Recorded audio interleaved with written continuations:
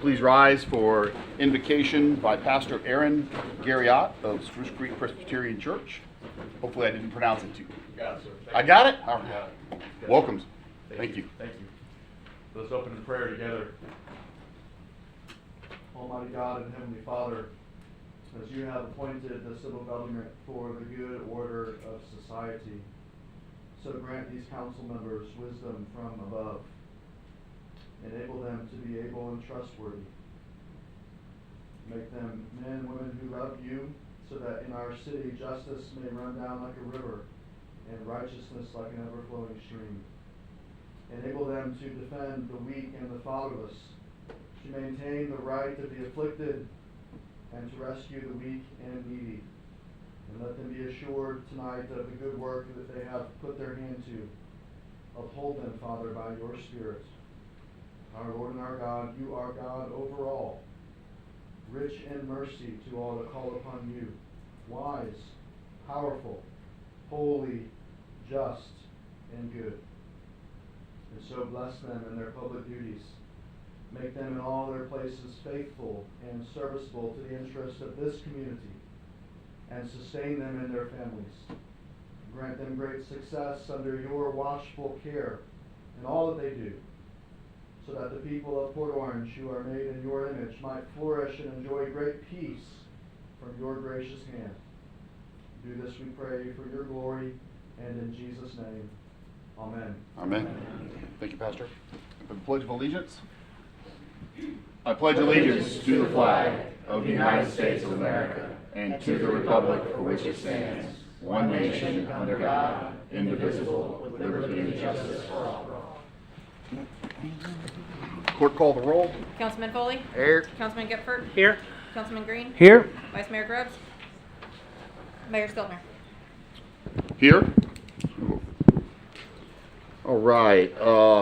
Special reports. Item 4, Causeway Docks project update. Good evening, Mayor and Council. Susan Law, Parks and Recreation Director. I have with me tonight our engineer of record, Shailesh Patel from Dredging and Marine Consultants here in Port Orange. And he is going to kind of go through and update at your request to kind of go over the project at the Causeway and kind of the difficulties that the project has, so that we have a better understanding as we go forward and get ready for this project in August. Shailesh? Thank you, Susan. Good evening, everyone here. I'm Shailesh Patel with Dredging and Marine Consultants. I'm going to discuss this project, give you a quick overview so that you understand what has been done and where we are going with this project. So just give you a bit of where we are with the project in terms of location. Obviously, it is under the Causeway, Dunlawton Causeway Bridge. There's a few things that we're doing essentially to enhance this boat ramp that's been there for at least over 30 years, right? So some of the things that we're doing is entirely reconstructing the boat ramp. We're also reconstructing the accessory dock, which is where you walk onto with the gangway into a floating dock system, right? So we're going from the aluminum and PVC type floating device to a concrete floating dock. So it's going to be robust. It's going to be also ADA compliant. So we're going to replace all the 3 that are on the main ramp, including the other one that is on the ADA side. And I'll talk a little bit about that. But just essentially letting you know, along with that, we're also repaving the 22 car parking spots that are next to it. That'll be part of the project with a different funding mechanism, but we're combining the 2 projects together. We're going to also improve some of the aspects of the boat ramp itself, with the grooves, with the slope, with the railings, with the bollards, and also the signage. We've recently gone through quite a few boat ramps, and we've learned that signage is very critical because of frivolous lawsuits that happen. People slip and fall. If there isn't signage, then they have an opportunity. So we're trying to make sure that we mitigate and bring all those aspects to our boat ramp system. During construction, we will also be obviously abiding by all compliance for environmental protection, manatee protection, erosion control, turbidity, etc. So these are things we always do on all our boat ramp projects. So the proposed features, as I said, was essentially looking at the 20 parking spots plus the 288, that's 22. We're gonna pave everything that you see from here all the way on both sides of the boat ramp entryway, and then we're gonna replace this entire boat ramp system. We are gonna have a concrete accessory dock. Right now you've got a wood one that kind of goes up and then it goes down, so when the tides are low, you're past the ADA compliance, right? And so we're gonna have 3 gangways next to it, and then concrete floating docks. And I'll show you some pictures so you understand what this is all about. But along with that, the key features of improvement, right? So one thing is we're gonna have a curved aspects to the boat ramp. So what we've learned through the years is boats are getting bigger. Trailers are sometimes made at home, so they're low riding, and so they hit the curb on the top end. So we've kind of tried to mitigate for all those features. The other aspect of this project that you see, let me see, yeah, is on the boat ramp on all 3 sides, we're gonna have sheet piles. If you currently go to the boat ramp, you see that there's nothing there, right? So you can see scour going under the boat ramp, etc., through hurricanes and stuff like that.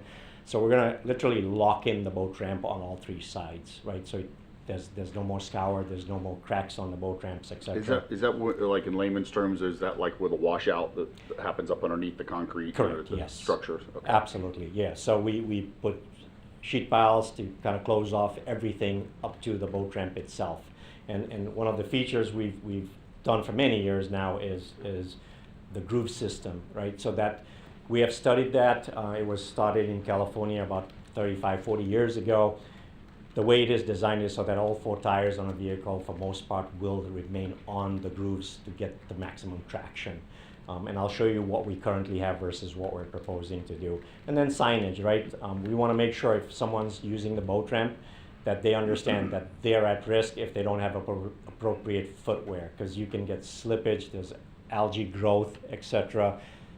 Sand sometimes builds up after hurricanes and stuff, and people might slip and fall, right? We've gone through protecting some of our municipalities with litigation on when they claim things have happened to people, they've fallen, and injuries 3 years later, they want to sue the city, etc. So we're going to avoid all that as best as we can. Proposed laydown area, right? So we don't want to close the boat ramp parking trailer spot because we know there's a ramp system to the north, right? That potentially boaters can still use. So what we're going to do is under the causeway, as you enter the boat ramp area, what you see in red is the area that's going to be used for staging and laydown of sheet piles, of concrete piles, etc. Whatever the contractor needs, so that it's completely out of the way of the boaters. They can still park their cars in our area, and we're going to work with the contractor. We'd love to separate the entire project area, but we do know that the parking lot, the 22 parking spots, are used by the folks that use the pier.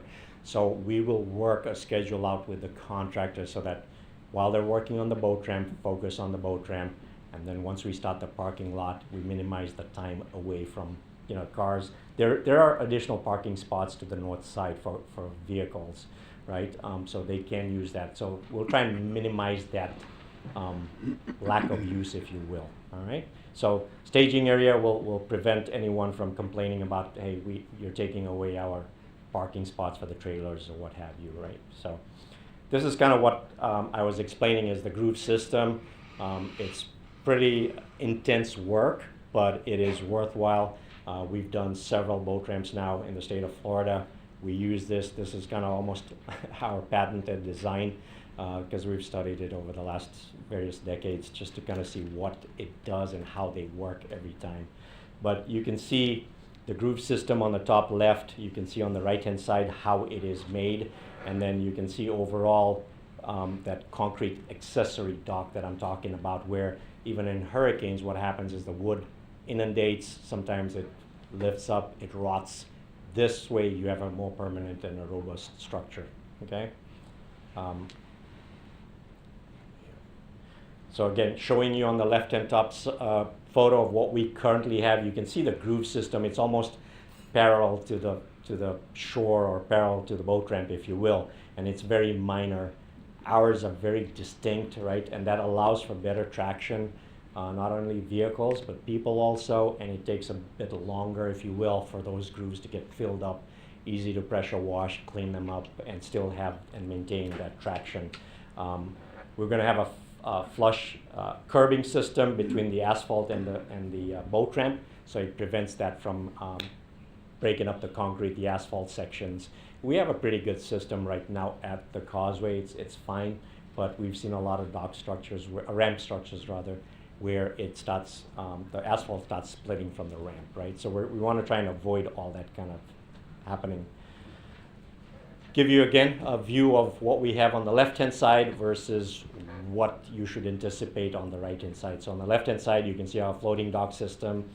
You can see the accessory dock is wooden, it's rising, and then you have a small short gangway. Our gangways are going to be about 30 foot. It'll take the floats a little bit further, allows you for more water depth so the boaters don't have any issue. We've seen 40 footers use this, 45 footers use this boat ramp, so we understand that aspect very well. But you can see the difference between the left photo and the right photo, which is what our boat ramps are now going to look like. Okay. Parking lot, pretty straightforward. You can see on the left-hand side, we're going to have wheel stops, going to make a better, improved parking area for everyone. There's a pond up there, so we're looking at safety aspects, etc. Bottom right photo, just to kind of give you a visual, this is not exactly how the side sheet piles are going to look. This was a project in Lake County we did. It had a boat ramp, but kind of give you a perspective of you'll have sheets at the end of your ramp on either side, right? So that prevents any scour. All right, let's talk a little bit about what the project how it will progress, right? So one of the major aspects of boat ramp is putting a cofferdam. So you see on the top left photo, what the contractor will do is they'll drive these steel sheets and kind of lock in that boat ramp area, and then they're going to de-water, take out all the water, and they'll keep those pumps running. Then they'll start the demolition process of the boat ramp. They'll install the pilings, they'll install all the concrete stuff. We check the compaction, make sure everything's good. We'll have an 8-inch thick slab, so it's not going anywhere for the next 50, 60, 70 years. But you can see how it is done, and then on the right side, the top right, you see how the boat ramp is actually put in, right? So they're going to set all that up, and then they'll do a section at a time with the groove system. So that's basically how it happens, and then at the end of the day, when it's all taken out, the bottom right photo is what the boat ramps are going to look like. So you can almost visualize what our boat ramps, they're going to look like, the photo at the bottom right. This is currently what we have project-wise. So our project starts right about where the parking lot of the cars is, comes all the way around. We're going to re-asphalt all that, a little bit under the bridge, a little bit on this side, and then we'll go ahead and reconstruct entire 1, 2, 3, and 4 float systems, right? So, and at the end of the day, this is kind of what it should look like when it's all said and done. Okay, so I think it'll give the boaters, again, the ability to use each and every side of the boat ramp. One of the things you'll notice, a little technical, but I'll kind of explain, when you see these piles, they're inside the floating system. That means the boats can park on any side without having to worry about whether they're going to get damaged or scratched or anything like that. So we use the inside pile guides to help protect boaters and their boats from getting damaged. So kind of let you know a little bit about some of the nearest boat ramps, because I know this is our pretty much only boat ramp in Port Orange and heavily used. So what we did was just to kind of give you an idea of all the boat ramps that are nearby. And so we've put this slide together to kind of show you that within a 15-mile radius, there's 11 boat ramps that are available to our users while this boat ramp is being constructed. But within, I think, 10 miles, there's about 7 of them. So we do have nearby boat ramps that people can use while we're under construction. And I know the biggest question is, how long is it going to take? So let me explain a little bit about the schedule. It's a 1-year-long project, right? Because the critical part is, first, they have to get the sheet piles in. That's the first thing that they have to do, the cofferdam. Along with that, there's almost a 4 to 6 month waiting period. And now with the tariffs for the floating dock system, we don't know what that's going to be. So one of the strategies we've discussed with the city is, once we get the contractor on board, let them order the supplies, get all the supplies, then possibly start the construction so that we can reduce the time rather than close off the facility while we're waiting for materials to come in, et cetera, right? So it's just the nature of how things are at the moment. So it takes quite a bit of time. So you can see the things they have to do, from mobilization, installing temporary cofferdams, dewatering the boat ramp. All those things take a while. And again, we give a bit of a cushion, because the biggest thing is I don't want to give you 5, 6 months and then it goes to 7 months and then everybody complains to you and say, well, what's going on with the project, right? So we're very comfortable that in 12 months we can get the project done. Can we get it done in lesser time? Absolutely. But we'll sit down with the contractor that we select and then we'll talk about the process with them to make sure that we can squeeze that time frame. Okay? I can talk more about it, but again, remember this is a boat ramp and an asphalt parking situation, so that will take a bit of time as well to get both projects aspects of the project done. Okay, so that's essentially the presentation. I'm happy to address any questions you may have. We'll start down on that end. Okay, Councilman so a Green. couple things. So are you saying that the floating docks are coming from where? They're coming from Bellingham out of Jacksonville, but what happens is generally Bellingham, to ensure that you are going to purchase the product, because they're custom made, right? And so they want an assurance that if you place the order, there's a deposit, because you lose that deposit if you don't get it, right? So one of the things we've done in the past with several projects is the city allows the contractor 10% to put down the deposit as soon as they start, right? So the clock for the manufacturer starts and says, okay, in 4 months or so forth. And we know Bellingham quite well, so Well, sometimes... you mentioned tariffs, and that I would gather it's coming from overseas. Well, no, but the supplies, some of the steel and so Okay. forth, right? So it happened a couple of years ago when in COVID, stainless steel products were, Okay. DOT literally bought everything, right? So if we plunk down the money on this and we order these ahead of time, does it shorten the actual construction time? Can we not start until we know what date the floating docks are coming in, or you're saying it's just No. 1 year no matter what? No, so that's exactly what I'm giving you is what I'm giving you is a schedule that I would say if we had no crunch time for the boat ramps and we could build it, this would be it. What you just said is correct. What we'd like to do is get the contractor to purchase all the products, get them all here, then actually start the construction. So your boat ramp still can be used, etc. But once they get everything and then they get the start date for construction, that's when we close the boat ramp and then try and get them in. Now we've done that successfully on other projects, 5 months. So potentially, Right. though, the boat ramp would be closed 6 months, Right. even though it's going to take a year from now to do everything plus the work. Exactly. Okay. Yeah. In this one rendering, I see where you have the boat ramp, then the breezeway. How long is the actual concrete into the water? So let's see. I think And it's going to generally- be sheet piling the whole way. The concrete's in the water. We'll have sheet piling the whole way. Yes, all the way.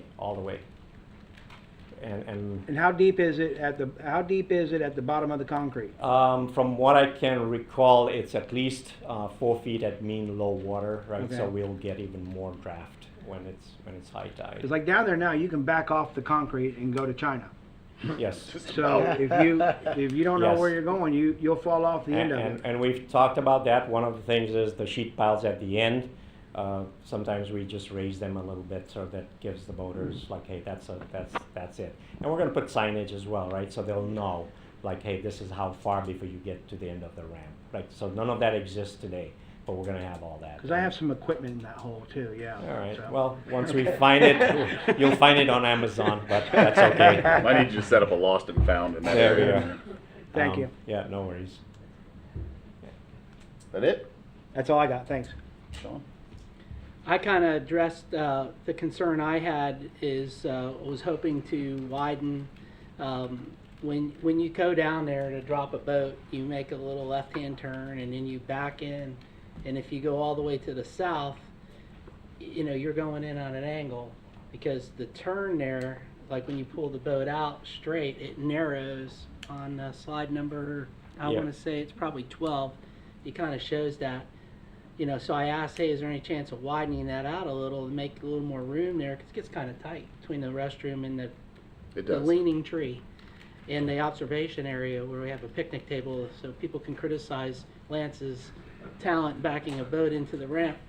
But widening that is not a do. It can't do it because of stormwater. So outside of that, this is needed, and it's obviously, Can it- we can't keep doing what we've been doing because it doesn't work. Yeah, and so to address that, I think, so what we did was, that was brought up by Parks and Rec, you know, let's look at widening, even there's a curb near the restroom, can we push that a little bit so we can make that lane wider as they're backing out, right?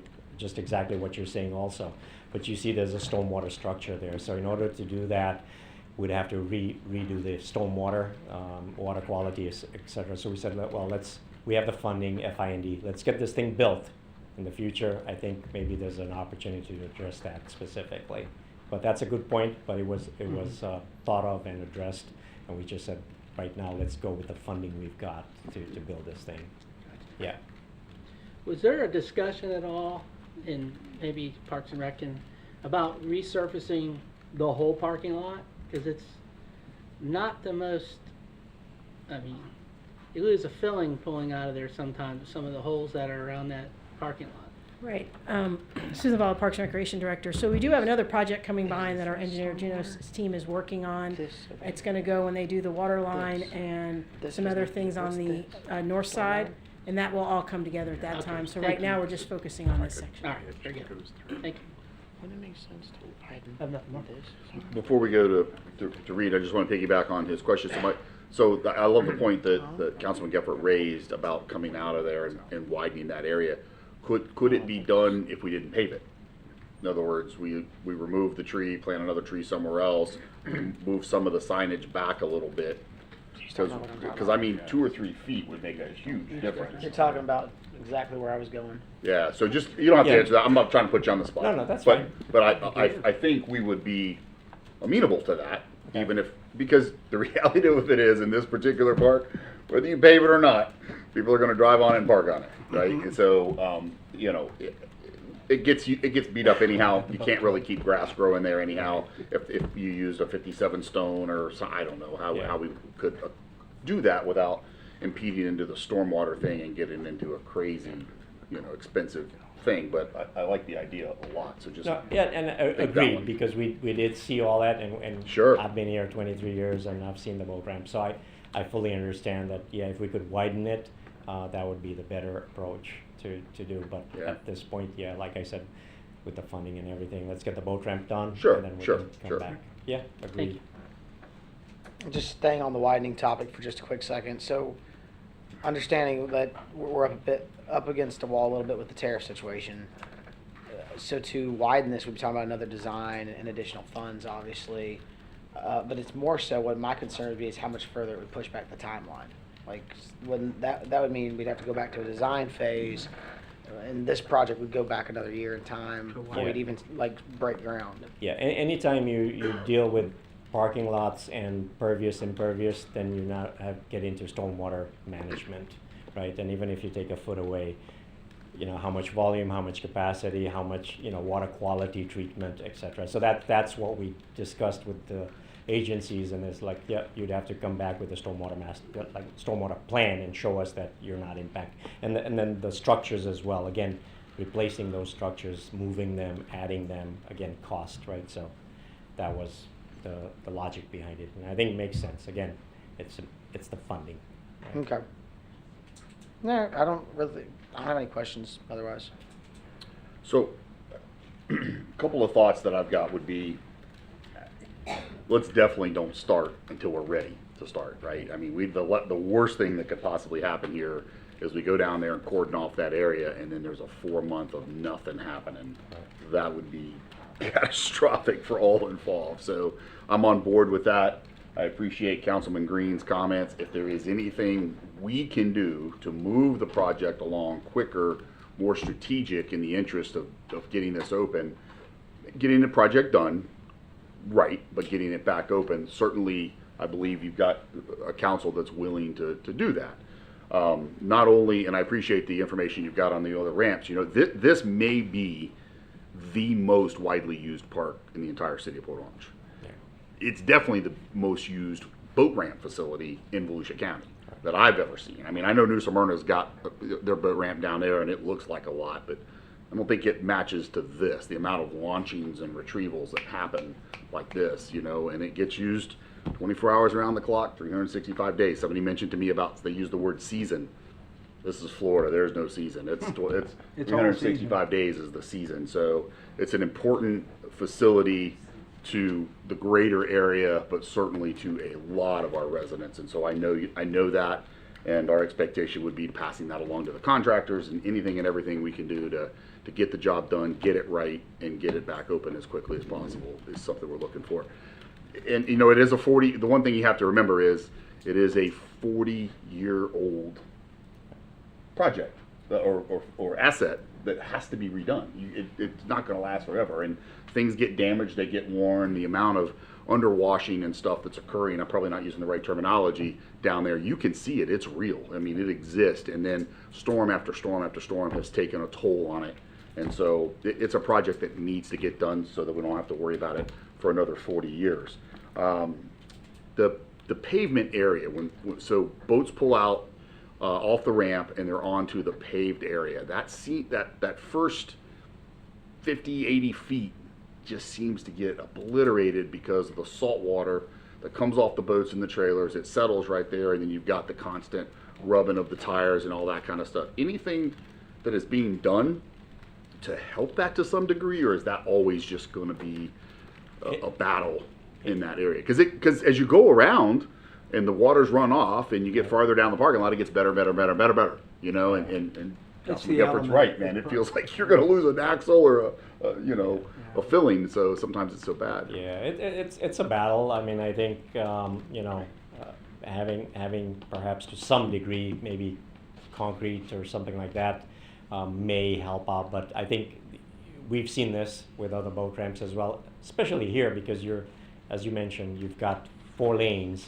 They're all using one path, right? If it was multiple, you might have longevity in the asphalt and so forth. So it's just one of those things that we have a situation where everything's concentrated into one. What lane. about pitch or slope of that particular? What do you refer to that area as, Shailesh, where you come right off the ramp that first 100 feet? What do you refer to that? I mean, area as? it's a backing of the boat ramp Okay. or approach, right? So anything with the slope or the grade of that to make water run off better, so there's not constantly water puddled up on that area on the busy days? Yeah, so hopefully with the regrading, that'll happen. Okay. Again, nothing has been done there for 40 years, Yeah. and yeah, it's Okay. just wear and tear. And On the ramps themselves, any grade changes to that, or will they stay relatively the same grade that they are now? so believe it or not, I don't know if you have photo, but let me just see if I've got the before and after. Okay, so most people might not realize, but if you go to the boat ramp up to the first piling, you have a less steeper of a slope, and then it actually then pitches to the 13 degrees, right? So we're gonna go and make that 13 degrees, but we're gonna have a point of inflection, so we'll have a curvature on the top, so you'll have steeper, so you'll get into deeper water quicker than taking a bit of time. So there's actually 2 pitches on this boat ramp, right? So we're gonna make it 1. And so we've worked that out in the design phase, and we've done that with many of the boat ramps because we see that as a problem, because then boaters have to go further and further, and that's when the trouble happens, like you said, at the end of the boat ramp and so forth. Yeah. So one of the concerns I have is that I've seen this around the state where some of the ramps, as you come off the flat part and you're backing your trailer down, if the ramp is too steep, as you're backing, the driver of the vehicle loses sight Yeah. of the boat and trailer, and they can't tell them I'm still straight or whatever, because now the boat's dropped off and the truck is still, or the Right. vehicle's still flat. And so too steep of ramp creates that kind of a concern, and I was just concerned about that. The other thing I really wanted to have you touch base on and speak on is the design of this. I'll just tell you which ramp it is, the swoop ramp, for example. Familiar with that one? Yes, sir. So that ramp is virtually impossible for anybody who is going boating by themselves, who launches and retrieves by themselves, because the railing system where the actual point of launch is, you have to crawl over top of it, and it is incredibly dangerous. That's not happening with this design, right? Not at all. So, Okay. yeah, I'll say we designed the boat ramp there, but they have city ordinances, and Sure. because, and the difference there is the elevation. If you look at the Yep. elevation where you are on ground versus where the water is, that's quite an elevation. We're not that at all. Okay, and I'm not knocking their No, facility. I'm that- just saying, like, a lot. I have definitely had people where that is a concern, and you can go down there on any day of the week, and you see a lot of people launching by themselves. And I don't know if it was just 40-year ago design that we realized that, but it works. The slopes, the grades, where the docks are, and people can get back in kind of close and literally step off the dock onto the boat, pull the boat around to the outside, tie it up, get back, drive the truck out or whatever, you know. So I want to make sure we're not losing that aspect. No, of- and good point. So number one, the 13% slope is allowable of Fish and Wildlife. Most of their boat ramps, that's maximum. We've seen as much as 20% slope, right? If you get to Ed Stone, it is quite steep there in Volusia County, or St. Johns River. So again, it depends on where the site is and what the location is. And what happens is on a lot of the projects, if we redesign them, we'll take the approach section further landward so that there's a less steep. As they're coming, they can, they can see what's behind them. So I agree with you. That's not a concern here at all. So, and I think from the slope perspective, you're not going to have that issue either.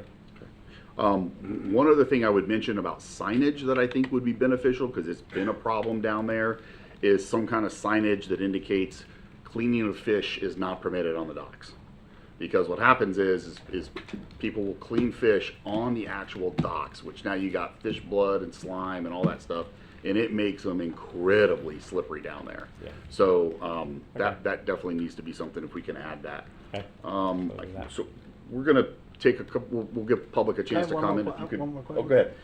Or Susan, can you come up? So, what's the status of this project? Do we have a contractor selected? So we do. It's actually going to come before you at your next council meeting to award. And then part of the floating docks is something you have specified, it's all in a spec, and that's what we're buying regardless of it. And I'm just asking, can we expedite it?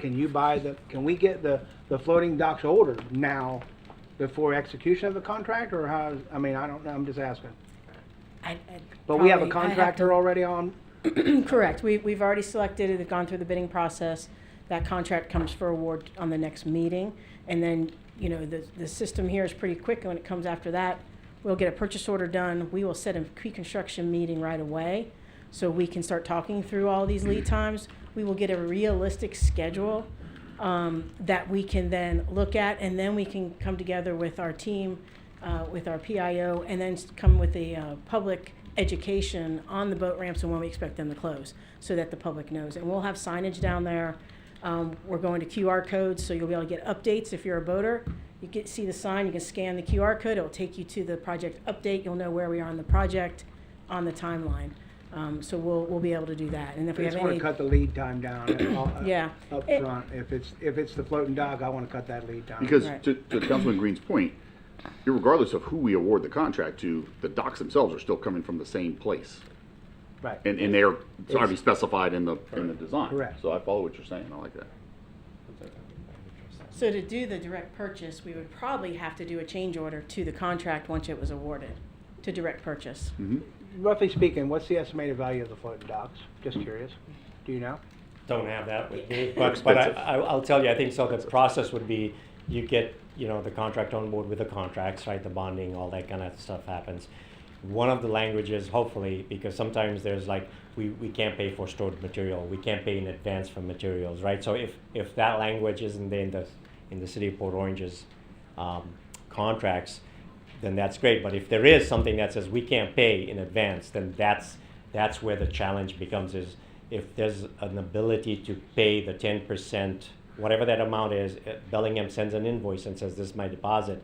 Contractor gives it to the city and says, hey, pay this. Now we get the clock running on the. I'm just curious, if the city buys it direct, do we get tax, is it tax Nope. free, no tax? We do not pay tax. No? Okay, all right, thank you. Anything else? No. If you could stand by for just 1 second, Sure, we'll no see. problem. I know one person, Eugene T. Mealy. Come on up. I'm not sure if that's an H or an M, my friend. Sorry. bad handwriting. That's okay, my friend. Good Welcome. evening, Mr. Mayor, distinguished Welcome. council members, city attorney. My name is Eugene T. Healy III. I live at 989 Smoke Rise here in Port Orange.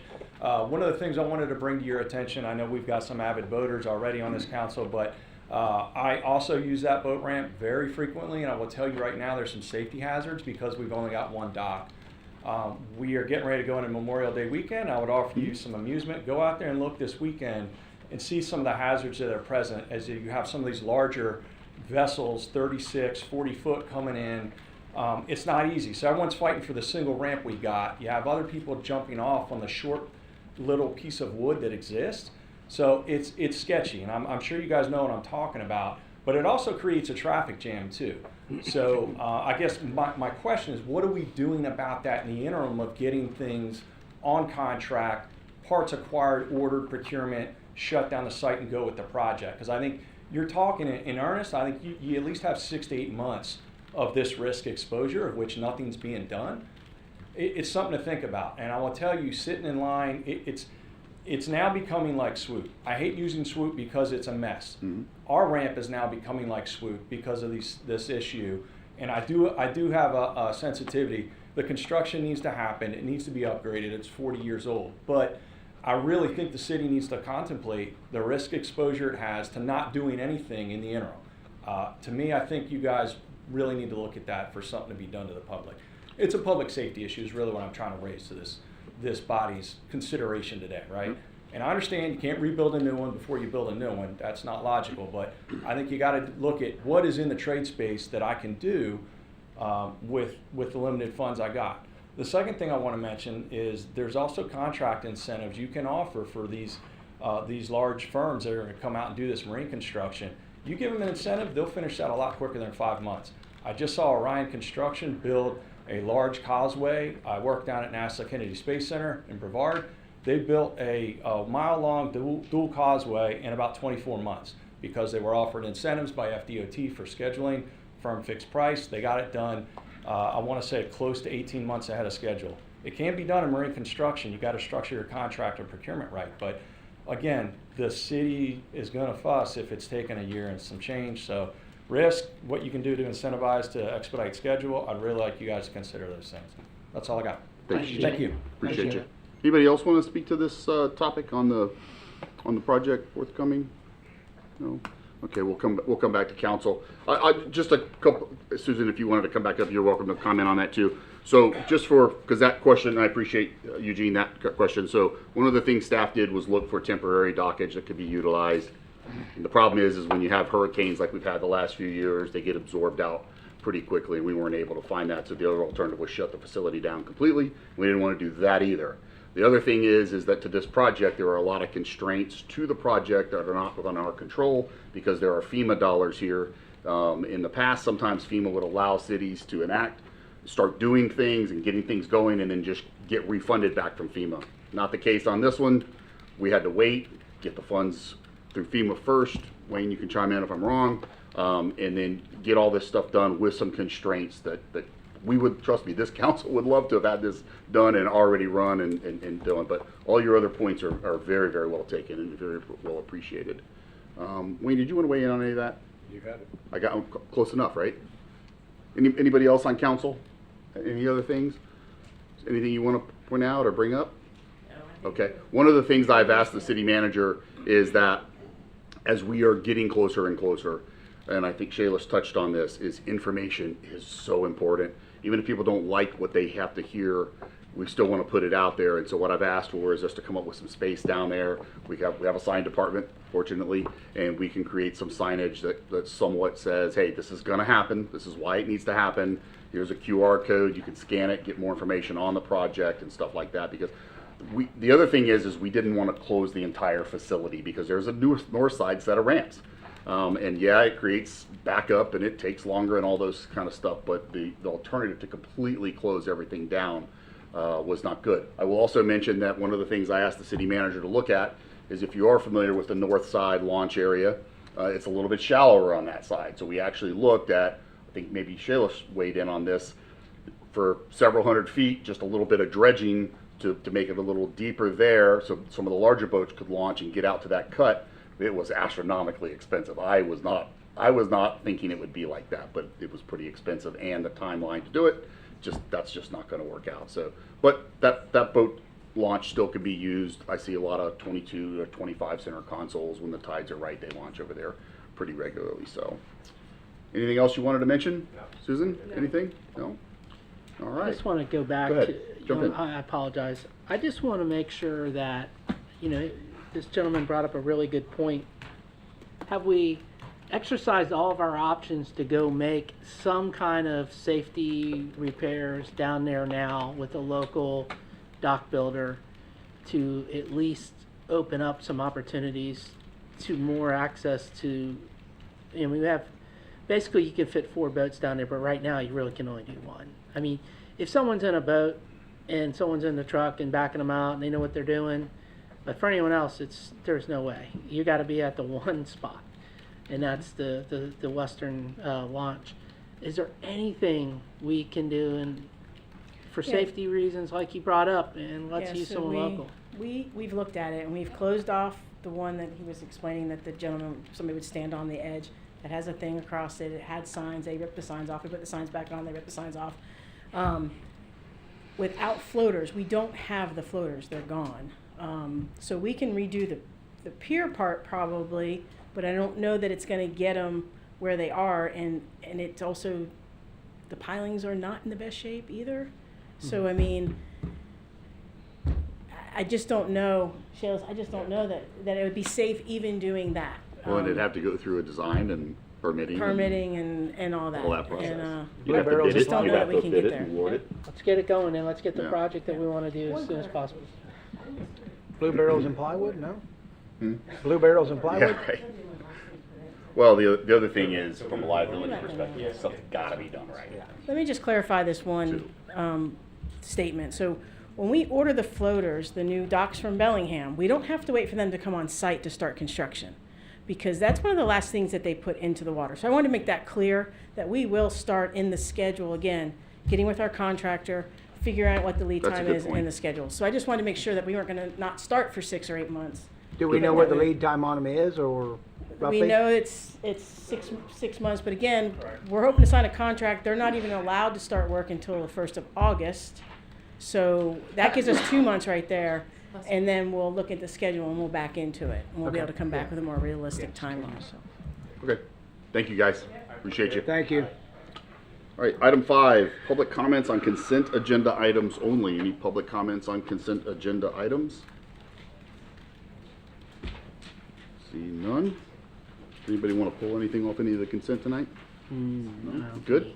All right, can I get a motion to approve consent agenda items 6? Move to approve consent agenda items 6 through 9. Excellent. I'll Second. second. Go ahead. Second. We have a motion and a second. Will clerk call the roll? Looks like we've got a resolution on there. Councilman Foley, Yes. Councilman Gephardt, Yes. Councilman Green, Yes? Mayor Stiltner. Yes, 4-0.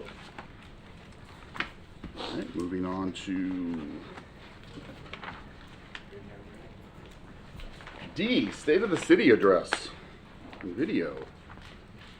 We have a video on the State of the City presentation we're going to do real quick, and we'll have some comments on that.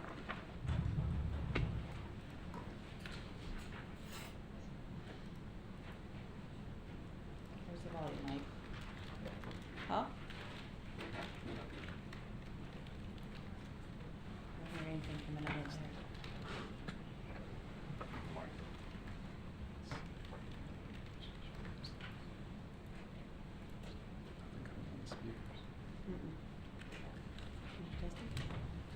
We did report this afternoon. We lost our sound.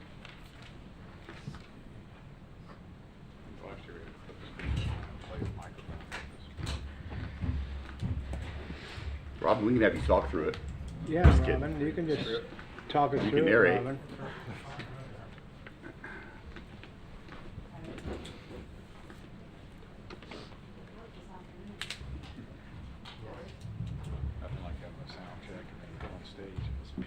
Yeah, no, good. We'll blame it on Shalish. Where'd he go? The last one to use it. Surprise, Yeah, right? surprise, we're gonna say that things are good.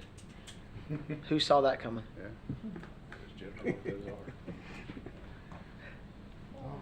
Here. On the computer. There was no internet yesterday. There was no internet in the police station yesterday. Here too. Do you really? He's been running through everything,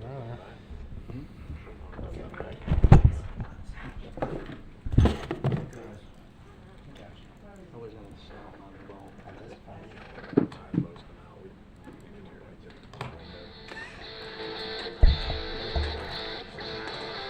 Port Orange made great strides in 2024 in public safety, recreation, and its infrastructure to improve the quality of life for its residents. Join us as we look back on our achievements and ahead to what's next. Parks and Recreation. Port Orange offers diverse recreational opportunities with one of the highest athletics participation rates in Volusia County. With the voter-approved $30 million Parks Bond, we are expanding and upgrading parks to meet our community's needs. Projects include a walking path at White Place Park and revitalizing the historic Depot Park.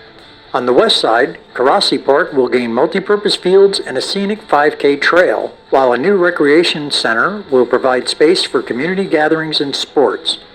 In 2024, we upgraded playgrounds, ball fields, and facilities, secured a $750,000 fine grant for South Causeway Park, and pursued additional grants for City Center and Causeway Park improvements. Our community events continue to thrive and connect people of all ages. Stormwater improvements. The city's drainage system consists of county, city, and privately owned infrastructure, and we are all working collaboratively to maintain and improve it. In 2023, we launched a comprehensive stormwater master plan to address flood-prone areas. This plan will be completed in late spring and will identify prioritized projects to improve drainage. We're also conducting a vulnerability assessment and partnering with Volusia County on watershed studies. Additionally, we've helped residents secure over $13 million in FEMA funding to elevate or rebuild homes at risk of flooding. As part of our efforts to build a more resilient city, we're upgrading our stormwater system.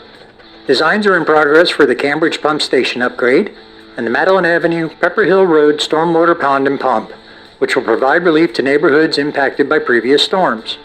Our public work teams have taken a methodical approach to maintaining, cleaning, and repairing over 4,000 drainage inlets, approximately 138 miles of pipe, and around 200 miles of canals, ditches, and swales that make up the city's expansive stormwater network. In 2024 alone, they addressed and resolved more than 300 resident requests submitted through the city's See-Click-Fix portal. Water and sewer.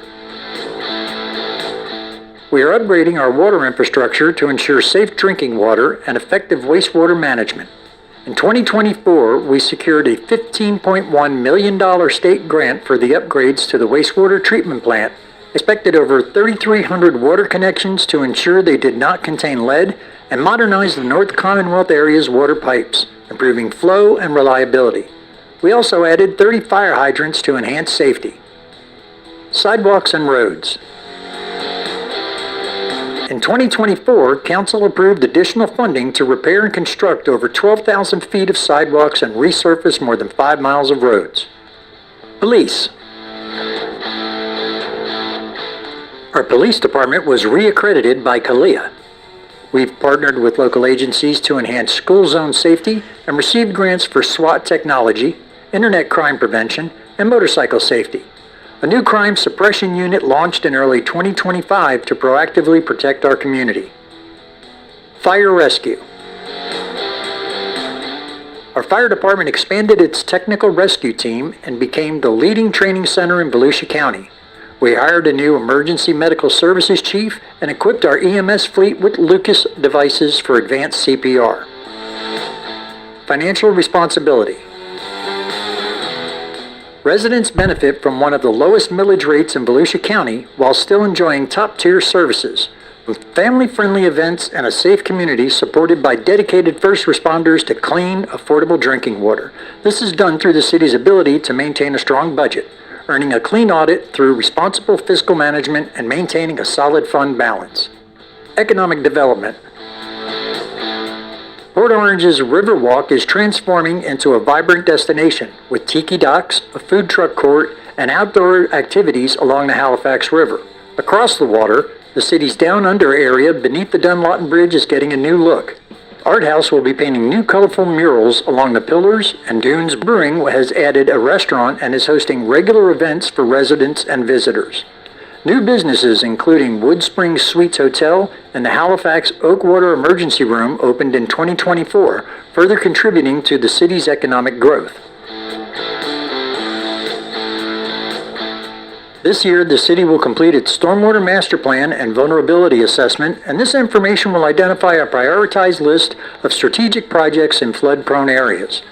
The designs for the Cambridge Pump Station and the Madeline Avenue, Pepper Hill Road Stormwater Pond and Pump will also be completed. These projects will pave the way for flooding relief in the Sugar Forest area and the Cambridge Basin neighborhoods. The Parks Bond Initiative will begin with essential upgrades at Willow Run Park, White Place Park, and the historic train depot that will provide new recreational opportunities while preserving our city's rich heritage. We are expanding our sidewalk network to improve accessibility throughout Port Orange as we target neighborhoods such as Laurelwood Mobile Estates, Barefoot Park, and the Town West area, utilizing additional funding approved by Council. Progress along the riverfront, including Tiki Docks and the Riverwalk Food Truck Court, a stage for concerts and performances, Beach Brothers Coffee, and more will create an entertainment hub our whole area can enjoy. Our commitment to public safety includes establishing a new crime suppression unit within the police department and enhancing resources for the fire department's emergency medical services program. As 2024 ended, we also said goodbye to Mayor Don Burnett and Council Member Drew Bastian, who served the city for decades, helping shape the path we are on today. The council also welcomed 2 new council members in Sean Gephardt and Lance Green, whose vision will help guide our city into the future. Port Orange, unique by choice, not by chance.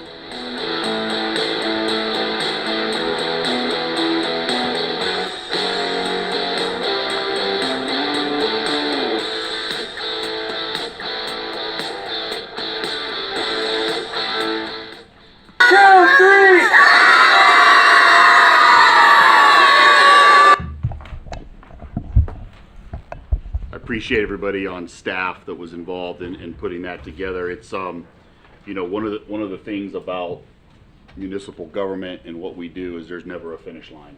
There's always the next thing to work on, and so sometimes you kind of forget what you did get done in the past, and so it's good to look back at some of those things. I'm going to give everybody a chance to comment and weigh in on this and where we've been and where we're going. Just a couple of comments that I wanted to make. One of the things that was really important to me that we saw recently was our finance audit. As a city, you know, we are the stewards of the purse, so to speak. And when we get these audits that show that we are in excellent financial shape and that our finance department is doing things correctly, and we get a clean audit report, that can't ever be understated how important that is for the city of Port Orange. The other thing I wanted to comment on is that, you know, we've had some, and we've talked about it here in the public forum, but we've had staff members in different departments that have come up with ideas and passed those through the chain of command all the way to the city manager and then to us on how to save money and do things more efficiently and better. And you know, that's something that I say kudos to our city employees. We want to encourage that, and there's been a lot of that, and so that's a really nice thing to see. The other thing in 2024, you know, we were going through a period of time where it was really challenging to fill a lot of positions in the city, in all the departments actually. And this was not just something unique to the city of Port Orange, this was something going on statewide and then for some of the departments all across the nation. One in particular was trying to get back to good, healthy staffing levels in our police department. And we hired city manager hired Chief Marino, brought him on board, and that's been a focal point for several years. And in 2024, when the police chief was able to say, I don't have any more positions, they're all full. I don't know that I thought we were going to see that for a really, really long time, just because it's a struggle to get people to want to be in law enforcement and anyhow and stay in that. And so same thing with the fire department. The fire chief has done a great job in stepping up recruiting, making recruiting a priority to keep positions filled, look for the best candidates. And there's always going to be some turnover. There's always going to be retirements. Somebody got injured, somebody goes out on a disability, somebody realizes this type of job's just not for me. We get that, we know that, but we're in a good position now, and so I want to say thank you to them. And I don't want to be remiss, public utilities, public works, all of our departments have gone through that, and it has been a fight and a battle to fill positions, and we've come back in the past year to really get back to a healthy workforce, and so I'm looking forward to a priority to maintain that, so we can continue to provide the service that we need for all of our residents. Of course, the video talks about the Parks and Rec Bond Initiative. You know, that was a big thing for years on this council. We've had residents periodically come in here and fill the chambers where there's no room for anybody to stand, and there's standing room only out there outside because, you know, we weren't able to have a certain event or recreational activity or field space was being jeopardized and all those different things. And so it was great to see that the residents of Port Orange said, yes, we do want these expansions. We do want better facilities. We do want this type of thing. And so, you know, that's going to be that project's going to take years, but it's already started, and we'll be going through those things, and some of the low-hanging fruit will get done first, and some of the bigger, larger sections of that will get done. So that was pretty exciting to see that happen.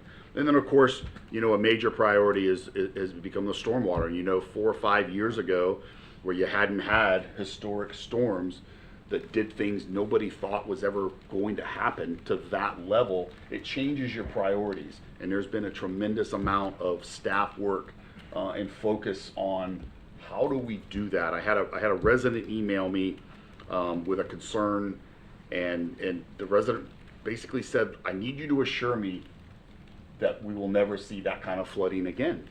And as much as we all want to be able to say, we got you, that'll never happen, we know that that's not something we can ever guarantee.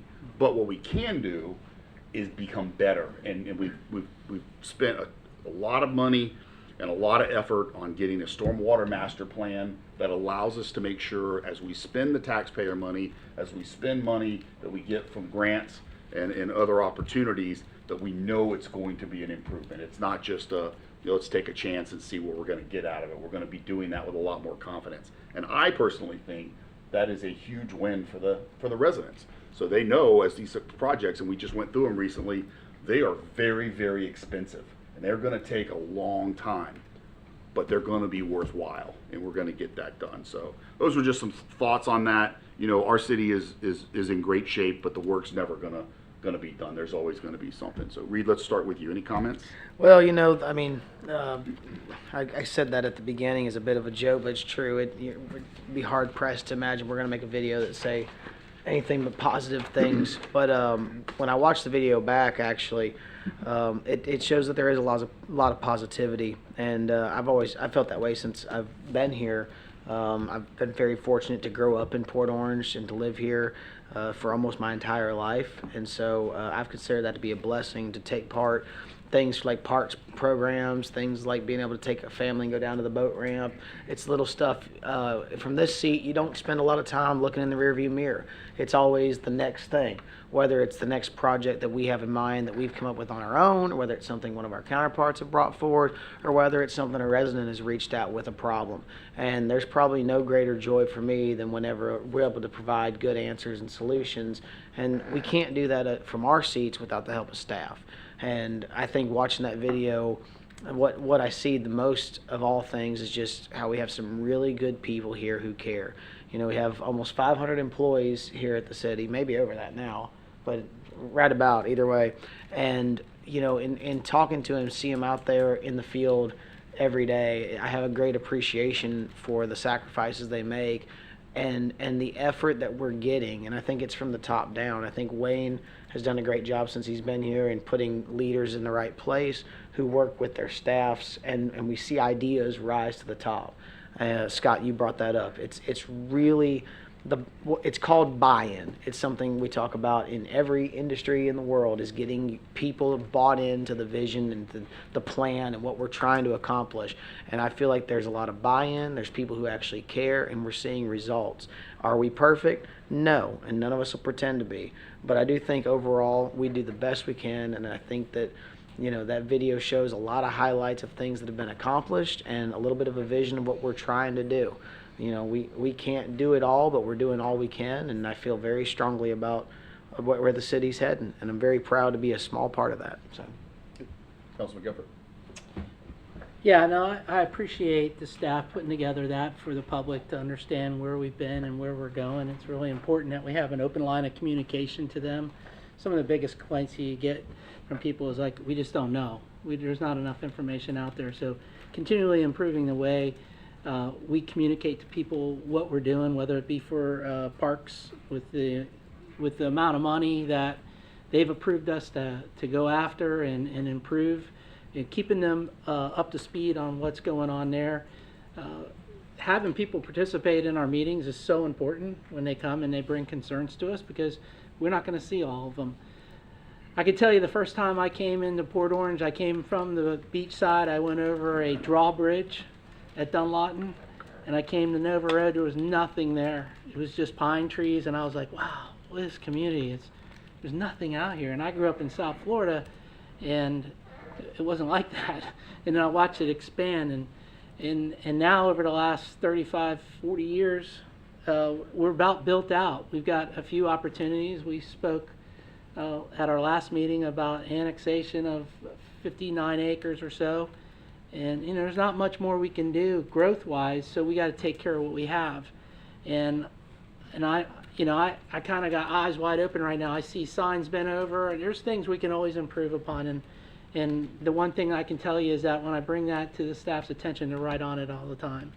And so that open flow of communication is so important. Our safety is paramount. It was, I don't know how many years ago, that the citizens approved a bond to expand our police station and build a fantastic facility, knowing we were going to grow. And so they have faith in this council and this city. They'll go ahead and approve a $30 million parks bond and a new police station. And we've got to make sure as a council that we provide our manager with the tools and the finances. And sometimes that's hard. And we've got, I've talked about this in the past. We're going into our budget season, and if we're going to continue to have a fine city, it's not free. We talked about this boat ramp and what it's going to cost. The one nice thing that I love to hear is the ability for our staff, and I thank you guys for going out there and being prepared to get the grant money. That's unbelievable, the amount of money that our staff goes out and gets that's available. And that takes a lot of work and a lot of time, and government doesn't move fast. So I appreciate our staff and the culture you're building within your team. And don't be shy to us. Let us know what you need, and let us work hard to get you what you need. And that's really what a team does. And I just very excited about the future of Port Orange. And that's really, I can go on, but I know this guy over here wants to say something. No. And the grants don't come looking for you. You got to go look for them. Gotta go get 'em. The staff's doing a good job Yeah. on that.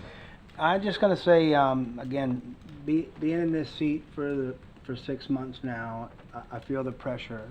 It's a pressure I like. I like the pressure knowing that we're going out there to do everything we can do and do the best we can.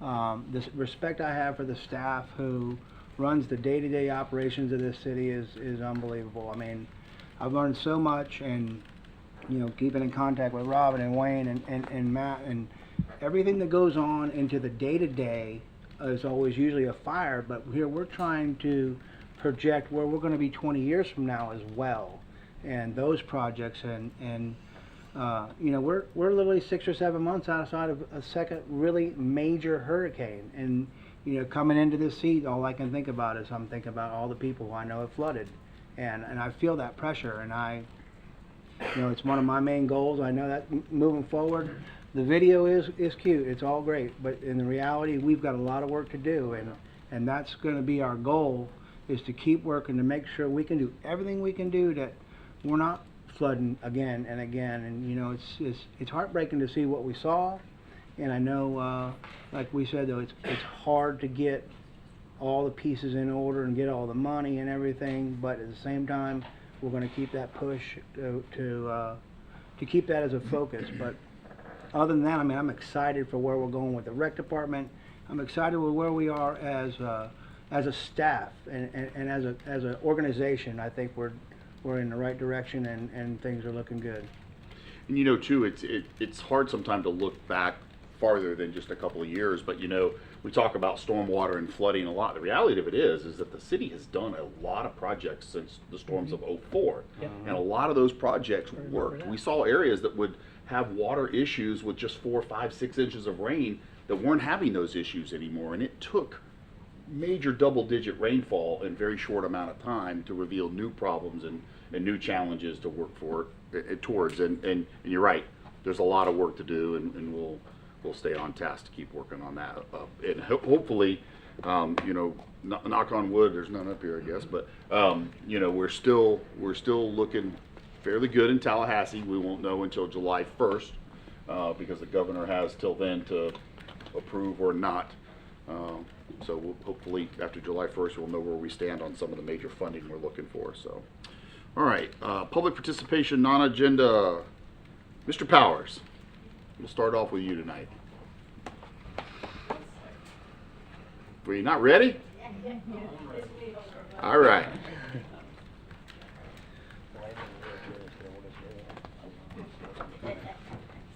No, you're fine, sir. Welcome. Tell us about the depot. Well, let me say this. Tonight as we speak, Lucy, our blue caboose, is setting on the FEC for the first time in many years. Nice. All right. In fact, it's setting on we believe, the caboose track at Fort Pierce Yard. And we're waiting for it to come up. And I think it's been many years that they've had a caboose on that line there. Pretty cool. So, but the main thing I wanted to do today is I wanted to thank the council, Mr. Mayor, everyone, for purchasing that extra property. I mean, that really extends our ability to create an out-of-the-box kind of site that really allows us to take our history and tie it to our future, because we're hoping that this is a project for future generations. If it's not self-sustaining, it's not going to make it. And so that's what we're trying to create. And we really want to thank everybody. And there's been times when we needed to get things done, and there were things we couldn't do as a small group with the Railroad Society, and the Parks and Recreation, the Public Works Department stepped up and they helped us out when we couldn't do things that we needed to do. And a good example was last Friday when we moved 90 ties. And we now have enough railroad ties that were donated by CSX to lay the rail that we have there, which was donated by the FEC. And so we are getting some donations, and we're going to have a really special site there. We're now, because of our efforts to save this equipment, we're being contacted by other railroad sites and museums that want to create their own railway experience. So I think it'll be a really positive thing for Port Orange in the coming years, and we're really excited about it. And I want to thank our members who are here today, and those who remembered to wear their t-shirt. I appreciate that. And we're just looking forward to the future and getting that caboose here. Her name is Lucy, based on Chuggy and the Blue Caboose. And so we want to get Lucy back to her forever home. Thank you. Thanks. Thank Good you. to see Thank you. Herb Stewartson, tell us about some upcoming chamber events. Welcome. Okay. We have our CEO, Barbara Hegan. I don't know if in the interest of time we can have her come up as well. at this Sure, point. we always love to hear from Get Barbara. it all Come knocked out on. at once, Just but- cuts into your time. It's okay. I'm Herb Stewartson. I'm a board member with the Port Orange South Dakota Chamber. Always want to be here to express our appreciation to the council for all of their support. And a couple of our events that we have coming up is just the Chamber Golf League's in full swing every Wednesday at 4:45. Tomorrow's course is going to be at Spruce Creek. And then we have our Thursday ribbon cutting event this week at the new Splash Salon on Clyde Morris. And then on May 29th, we have our monthly Coffee and Connections at Copperline Coffee from 9 a.m. to 10 a.m. And it's a great opportunity for our business members to network. And the last event for the month of May is our annual Chamber Golf Tournament at Cypress Head Golf Club. And that's a shotgun start at 8:30, so hopefully we've got some participants there for that. Should be a good event. And Barbara Ann? Awesome. Yes, thank you so much, Herb. And we just want to thank the council. We had a wonderful job fair this past Saturday, 119 students. We had 50 people from the general public. We'd like to thank Councilman Green for attending. Not only did he attend, but he offered his support for the trades for next year for getting more electricians and plumbers there. Thank you, Councilman Green. That meant a lot to us. We want to thank Robin Fenwick for her support, Michael Springer for the marketing and promotion, and the entire city, and of course you, Mayor Stiltner, for your support. Thank you so very much. Thank you. Thank you so much. Thank you, guys. Great Thanks, to see guys. you. Robert Reinhagen. Welcome, Robert. Thank you. Mayor, council members, Robert Reinhagen, 1425 Dexter Drive North, Port Orange. At your last meeting, you approved on the first reading the annexation of Vintage Acres. The developer of Vintage Acres has plans to change the future land use and zoning to Port Orange Rural Transition, 0 to 2 units per acre. At 56.5 acres, the current county agricultural zoning permits 19 residential units. But developer says that the planned unit development would establish the framework for up to 113 residential units. My concern is that the developer is trying to implant in your minds that the landowner has the right to build 113 units. I keep hearing that growth is inevitable, that people will keep moving here. While we can increase our housing stock, we do not have the same ability to increase our water supply. And wetlands are essential to recharging our aquifers so that we have enough water to support that increased population. To that end, I would like to see the Land Development Code revised to declare that wetlands and ponds are not buildable acreage. So when Vintage Acres is rezoned to 0 to 2 residential units per acre, the maximum number of units permitted would be calculated based on the buildable acreage.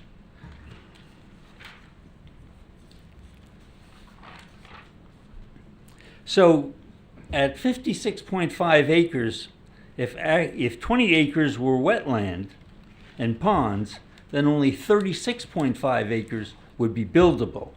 And at 2 units per acre, the maximum established units would be 73, not 113. Thank you. Thanks, Robert. Thank you, Robert. Sophia Marie, sorry. Welcome. Thank you. Good evening, council members. Thank you for the opportunity to speak with you today. My name is Sophia Marie Norwood, and I'm here on behalf of Tobacco Free Volusia, a local partnership dedicated to reducing the impact of tobacco and nicotine use in our community. Each year, tobacco use claims the lives of approximately 480,000 Americans. Right here in Volusia County, 1 out of 6 middle and high school students report currently using tobacco or nicotine products, a deeply concerning statistic that underscores the importance in prevention and education. To address this, we host quarterly tobacco-free Volusia meetings, where community members, health professionals, and advocates come together to discuss local strategies for tobacco and nicotine prevention. Our next meeting will be held in August, and we would be honored to have members of this council attend to contribute to the conversation. We also invite local youth ages 12 to 17 to join our SWAT club, Students Working Against Tobacco. This statewide initiative empowers young people to speak out against the tobacco industry and take action in their schools and communities. To learn more, please visit swatflorida.com. Additionally, we want to raise awareness about the free cessation resources available to Volusia County residents. If you or someone you know is ready to quit tobacco or nicotine, support is just a phone call or click away. Visit tobaccofreeflorida.com or call 877-822-6669 for personalized help and tools. For more details about partnership or to get involved, visit tobaccofreevolusia.com or email us directly at tobaccofreevolusia@gmail.com. Together, we can build a healthier, tobacco-free future for Port Orange and beyond. Thank you again for your time and support. Thank That's all. you. What was that date again? I'm sorry? What was the date of your event, you said? The date, it's in August. Okay. You know the actual, I'll tell you what, can you go ahead and get our cards and send us that information via email? Where are those? I have mine right here. All right. Mine's on the stand right out front. Yep. Thank you, Sophia. Thank you. Thank you. Well done. Kathleen Tarno? I'm always, is it Tarno or Tarnow? Tarno. Okay, The good. W is silent. All right, welcome. Thank you. I'm Kathleen Tarno, 791 Sugarcane Lane, Sugar Forest. I've been here multiple times, and I have my script, but some of my questions were addressed in the slideshow. But if it's okay, I'm just going to Sure, go ahead, go right ahead. with what I had planned. That's okay. I've addressed several times in the recent past concerning the flooding in Sugar Forest. Several questions I have. When is the work starting on Madeline Avenue project? We were encouraged at prior meetings to email our representatives in Tallahassee to assist in expediting approval of the project and funding, which I did. What is the Thank you. status? Thank you. Is the city considering the purchase of the northeast corner of Madeline and Nova Road? If that corner is commercially developed, fill and build, it will mean additional flooding for Sugar Forest. That just terrifies me because we have the storage units already on the south corner. When will work start on the Madeline Avenue ditch? I have extreme worries about the weir in my backyard that drains Banbury.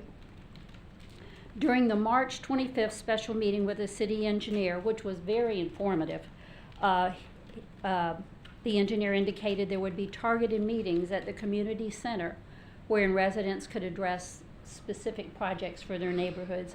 I'm wondering when that's going to be scheduled. The city council and the residents are faced with correcting problems that have continued to grow over the past 40 years. If we flood again, will FEMA make payouts to homeowners and continue to cover the city of Port Orange residents? Homeowners will certainly be over the 5-year 50% FEMA rule for repairs. The Elevate Florida website is not accepting applications for home elevation. My neighbor applied immediately and has had no response. The Campbell Crossing development is progressing quickly and new homes are being completed in record time. Where is that neighborhood draining? I look forward to hearing from the council for my questions. And as I've said in the past, I know you all work hard and I know you all truly care. And I know some of you have experienced the flooding, but it terrifies me to think if I flood again this year, I don't know what I'm gonna do. I mean, and I don't think FEMA's gonna give me money again, even though I've got flood insurance. They're not gonna keep forking out money. What's gonna happen? Are they just gonna say, sorry? We cut out our walls, ripped out our floors, and just live in a hole of a house, which I did. I've done that twice. So I know y'all appreciate what everyone's gone through. So, okay, I just look forward to having some answers and to that open meeting where we can address our project specifics for our neighborhoods. Thanks, Thank you. Kathleen. Thanks. Thank you, Ms. Tarno. Don Dragowski? Welcome. Good evening, Mr. Mayor, Council, City Manager, City Attorney.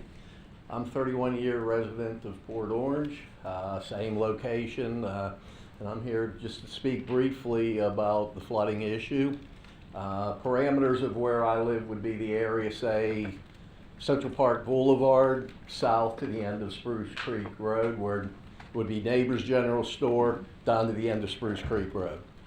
Never flooded except for the last 4 years, twice. So I've been doing some research. I walked the canal system down there.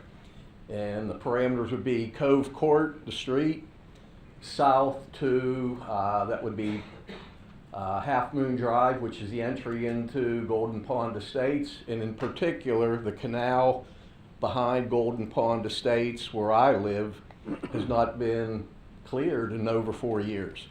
I see the spider is up the road about 7/10 of a mile. I'm hoping it's coming south.